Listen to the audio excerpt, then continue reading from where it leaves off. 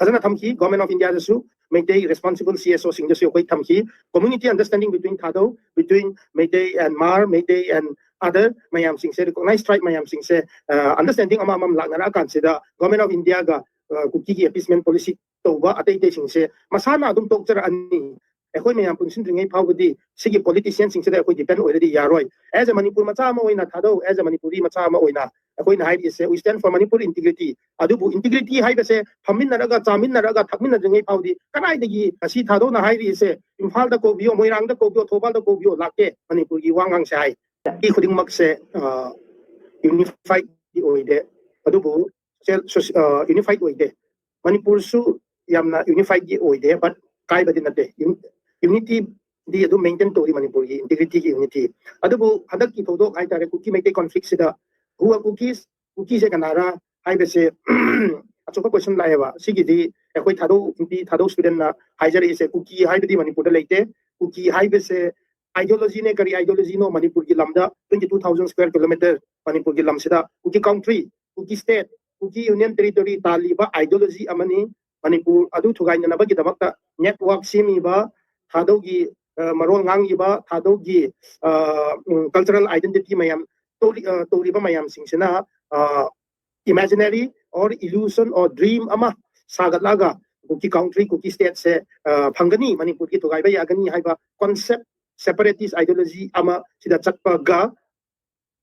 achoba Meitei gi kaino furup khatnaba gi neba sigi sida Thado singna ekoi cookie nate culturally linguistically ekoi cookie nate ekoi Thado kambu se hobadagi Manipur se India da changdingai mamang dagi Manipur se ngaga ga Thado sing se laga adum leibani adumain toduna Thado sing sina Manipur ki territorial integrity cultural integrity administrative integrity or social integrity multi ethnic integrity mayam se ngaga adum lakpani adubu hataba ideology cookie hai besina lakpadagi maram duna ketang infect to kiwa yawane andaki conflict ki root cause issue adugi cookie do kanna na bagi damakta sarkar da khatna bagi mahut da Meitei ga Thado ga khatna ba irang ni adoi taradi karino solution hai taradi koina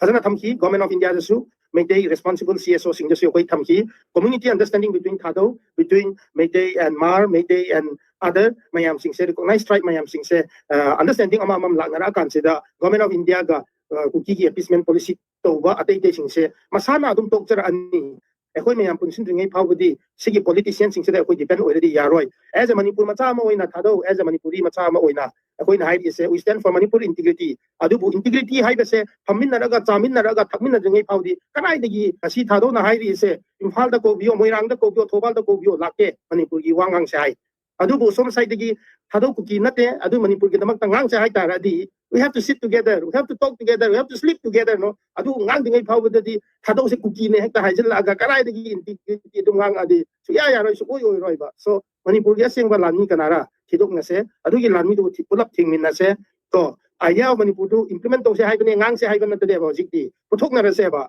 adu puthok na ba gi damak tu da ngasi achoba role di majority oi riba state amagi capitals oi riba Imphal maro ina Manipur Meitei singna lit loba mathau tai ba government of India katang tai na ba sin cookie narco terrorist katang tai na ba gi su hoi factor achoba amane to da bu indigenous tribes mayam singa